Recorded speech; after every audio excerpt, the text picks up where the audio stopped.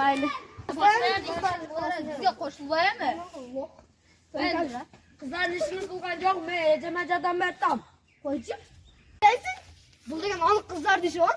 Qizlar cho'p qiladi, tomoq qiladi, idish yuvadi, kir yuvadi. Bu qizlarning ishi emas, bolalarning ishi. Qilasizmi? Bizga qo'shilmaymi, qo'ychi? Ne dodasizlar sizlar? Ha, bizni qizlar ishini qilamiz. Qanday qizlarning ishini qiladi? Cho'p yuvadi, cho'p yuvadi, kir yuvadi. Qaysi yerda yozib qo'yibdir qizlarning ishi ekan deb. Bu degan nejesine yordam beryapti. Sizlar niye? Apanglarga yordam bermaysizlarmi?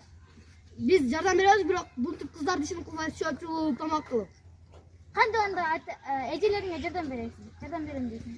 Qanday huquqim deb milletinglarni hech qachon unutmaga. Do'stlarni mintib misqilda bag'ila. Qo'ylashib ketdik. Ketdik stadion bor.